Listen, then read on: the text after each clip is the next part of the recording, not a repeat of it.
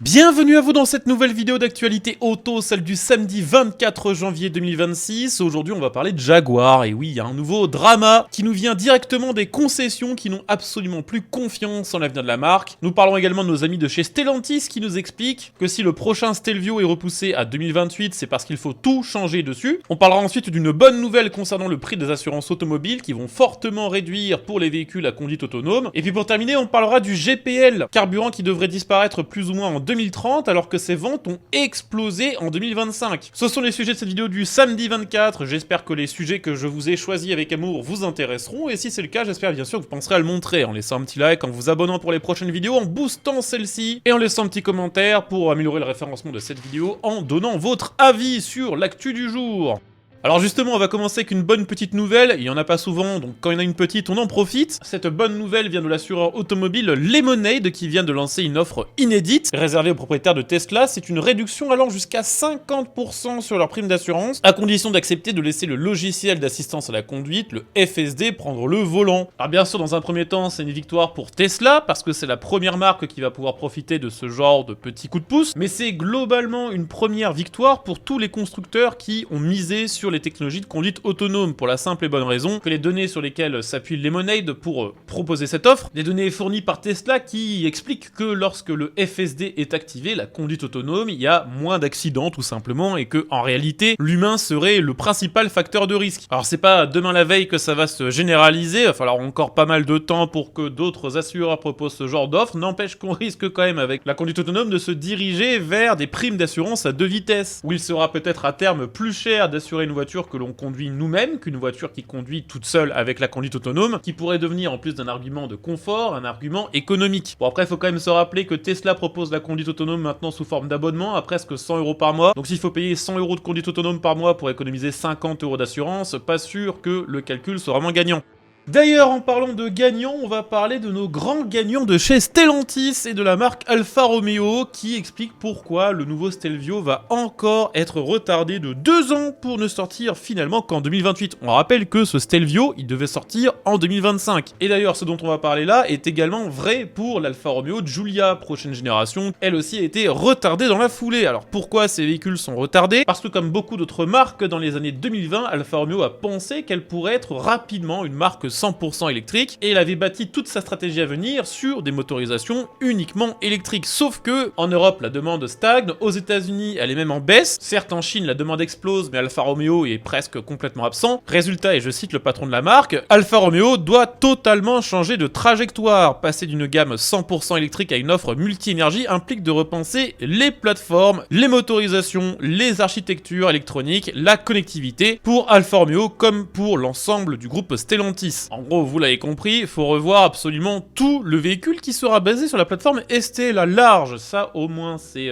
plutôt une bonne chose pour lui. Heureusement, Alfa Romeo ne s'était pas lancé dans une plateforme dédiée à l'électrique. Ça aurait été une méga catastrophe. Et même en repensant tout le véhicule, le défi reste de taille parce que Alfa Romeo vend ses véhicules aux États-Unis et en Europe. Et il est en train de se rendre compte que faire le grand écart entre les motorisations demandées aux États-Unis et les motorisations demandées en Europe devient difficilement faisable. Et ça, on en parle depuis des mois, voire même des années dans les vidéos. Sur les 10, 15, 20 prochaines années, les marques européennes vont devoir faire à la fois pour l'Europe des petites voitures avec des petits moteurs électriques ou hybridés, mais conserver des grosses voitures avec des gros moteurs pour les Américains. Ce que voulait faire Alfa Romeo pour les versions thermiques du Stelvio, c'était d'utiliser le nouveau V6 Huracan, qui est tout nouveau, qui est chez Stellantis, et qui équipe des modèles de chez Jeep et Dodge. Il serait compatible sans aucun problème avec le châssis ST, la large. Le problème, c'est que ce moteur consomme forcément un peu plus qu'un 3 cylindres ou qu'un 4 cylindres, et ça, en Europe, ça passe pas vis-à-vis des normes européennes d'émissions de CO2. Pour le marché européen, Stellantis va donc devoir proposer des motorisations électriques d'un côté et hybrides rechargeables de l'autre. Mais là aussi, la situation est complexe pour la simple et bonne raison que Stellantis en Europe essaye vraiment de mutualiser un maximum de moteurs, de mutualiser les investissements d'une marque à l'autre, et que les choix techniques opérés pour les autres marques européennes réduisent vraiment les synergies possibles. En gros, pour faire très simple, Alfa Romeo ne sait pas sur quel moteur s'appuyer pour ses versions hybrides rechargeables en Europe, parce que globalement en Europe, le choix de motorisation c'est vraiment réduit, il va rester le 1,2 litre PureTech, bon qui s'appelle plus PureTech, c'est 1 litre de turbo mais c'est la même chose. Sa réputation le précède et il n'a rien de vraiment premium. C'est pas beaucoup mieux pour le 1,3 litre GSE et Alfa Romeo ne veut pas non plus faire des véhicules hybrides à prolongateur d'autonomie qui ne correspondent pas à l'image de véhicules un petit peu sportifs d'Alfa Romeo. Donc cette aventure du tout électrique chez Alfa Romeo est vraiment en train de tourner au calvaire pour ses modèles phares, de Giulia et Stelvio. Et en attendant, Stellantis n'a pas d'autre choix que de prolonger les ventes du Stelvio et la Giulia actuelle qui ont pourtant plus de 10 ans.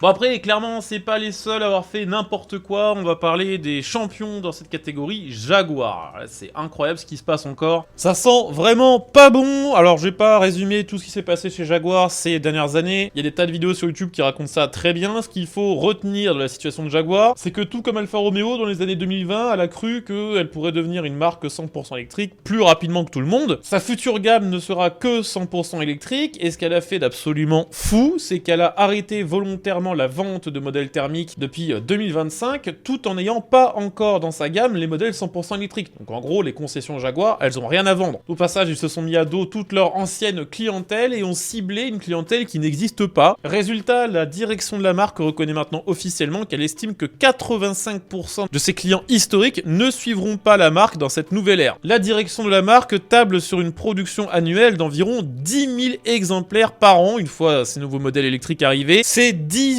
fois moins que ce que faisait Jaguar en 2018. Même si Jaguar faisait pas des millions de ventes, elle était quand même à 180 000 unités. Elle annonce au passage que ses futures voitures électriques d'ailleurs ne seront pas à vendre. Ça c'est assez fou, Jaguar ne veut passer que par le leasing, c'est-à-dire la location. Le but d'après la marque serait de maîtriser les valeurs résiduelles de ces véhicules et d'éviter qu'au bout de quelques années, elle se retrouve avec des parkings pleins de voitures d'occasion qui ont complètement décoté. Mais les mauvaises nouvelles pour la marque ne s'arrêtent pas là, puisque ce sont maintenant les concessionnaires qui travaillent avec Jaguar qui en ont marre et qui ne croient absolument pas en cette nouvelle gamme 100% électrique. Alors je vous donne quelques témoignages, je vous les cite, c'est le média allemand Automobilwoche qui a eu l'occasion d'interviewer quelques-uns des vendeurs de Jaguar allemands. Alors j'en cite un premier qui dit: si nous sommes honnêtes, il n'existe actuellement aucun modèle économique viable pour la marque, aucun business case. Nous avons signé une déclaration d'intention pour continuer de travailler avec Jaguar, mais notre engagement réel dépendra de la stratégie définitive. Ensuite seulement nous déciderons si elle nous convient. Je vous donne une autre citation: je ne vois aucun constructeur de luxe dont les modèles électriques aient véritablement rencontré le succès. La plupart des projets de voitures de luxe électriques annoncés ces dernières années ont échoué ou subi d'importants retards. Alors là maintenant je cite Andreas Everschneider qui est le président de l'association allemande des concessionnaires Jaguar Land Rover qui dit ceci, je le cite encore: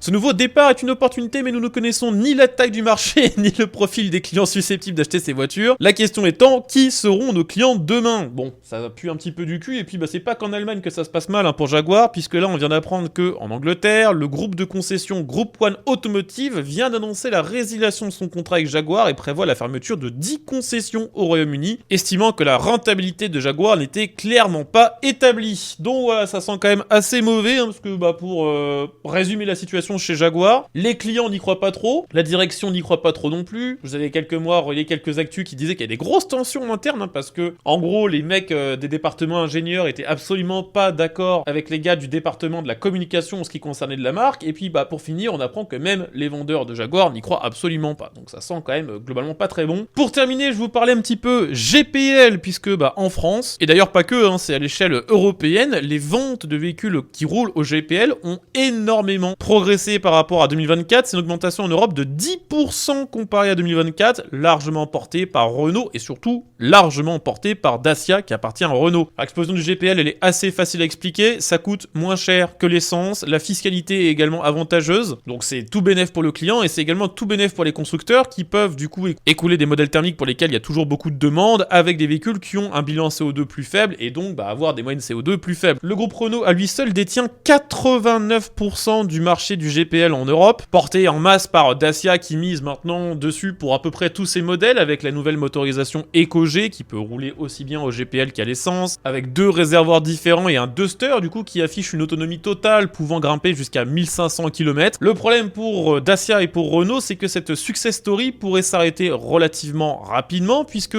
techniquement à partir de 2030, avec des règles CO2 qui s'annoncent comme beaucoup plus strictes en Europe, les véhicules GPL ne profiteront a priori plus de facteurs de correction qui leur permettaient jusqu'ici d'avoir une fiscalité avantageuse et se retrouveront classés et surtout taxés comme des véhicules thermiques traditionnels. Or le GPL représentant un volume de vente assez marginal, même s'il augmente d'année en année, et le coût pour un constructeur de développer des versions GPL de ses moteurs thermiques, en plus des versions essence, risque tout simplement de tuer cette motorisation, les constructeurs préférant miser sur l'essence, dont les moteurs sont en général bien plus répandus. Alors chant du signe ou pas, on verra d'ici quelques années. En tout cas, pour aujourd'hui, on a fait le tour des actus, j'espère que la vidéo vous aura intéressé. C'est le cas, je compte sur vous comme d'hab pour le montrer, en laissant un like, en vous abonnant pour les prochaines bien sûr, et pourquoi pas en devenant des soutiens via le bouton rejoindre sous cette vidéo. On se retrouve dès demain pour la prochaine, ciao.